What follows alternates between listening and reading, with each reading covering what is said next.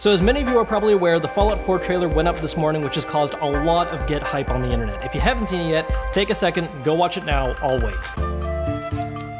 Okay, you watched it, good. So I just want to take a moment to go over all the things that I noticed in the trailer that we can safely guess are going to be in the game, as well as infer a little further. So to begin with, what we can pretty safely say we know for sure. First off, the game takes place in Boston. You'll notice a lot of Boston monuments come up in the trailer, most noticeably the USS Constitution with a jet propulsion system attached to the side of it. Second off, the main character this time around is once again a vault dweller like in Fallout 1 and 3, which I've always been a fan of because it's a nice way to ease people into the setting, whether or not you've played past games, because obviously everything you see is new to you because you've spent your whole life living underground in a bunker. Now, third off, this trailer does have a very heavy emphasis on showing a dog companion, which is something that we've had in past games as well, but the way they've shown it in this trailer looks like it's going to play a much larger role, probably a companion that you get a lot sooner, and will have a bit more functionality aside from attacking things, and maybe going out to find an item or two. Last up, this game is really colorful compared to other past Fallout games. While 3 New Vegas were very brown and bloom and grays and just dark tones everywhere, this one actually has a lot of saturation, very clear blue skies,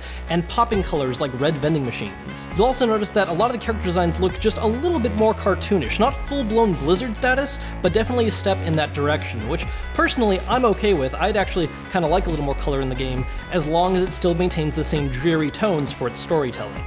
Now, these are just the things that we can pretty safely assume based on what we saw in the trailer, but there's a whole lot more that we can try to infer. For instance, at the end of the trailer, the Vault Dweller actually says something, which might mean that this is the first Fallout game to actually have a fully voiced protagonist, which, depending on who you are, could either be really cool or a big red flag, because by having a fully voiced protagonist, it might limit the kind of options characters have as far as what they can say, because the more things a character can say, the more work it takes to voice it all, especially when you can create your own character, because you have to make sure you at least have 2 full voice sets for male and female characters. Second off, the trailer spends a lot of time comparing scenes before and after the Fallout, which might mean that the story this time around emphasizes the character finding out the history of what happened and how the current setting became this post-apocalyptic wasteland, which would be a cool direction for the series to go, and would make Boston a great choice because it is a city that's very rich in US history. Now, last up, and by far the most reaching idea, is that closing scene where you see that garage with a Brotherhood of Steel armor set and a bunch of weapons on the wall like an armory.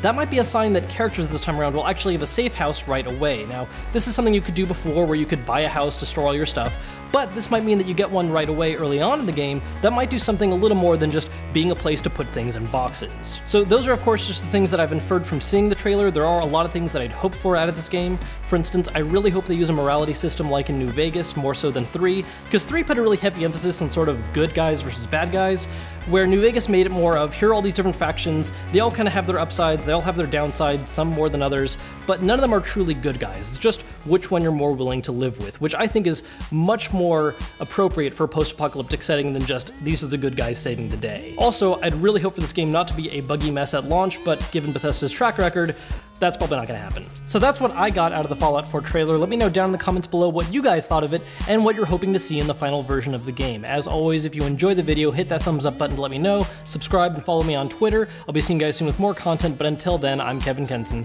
and I'll see you guys later.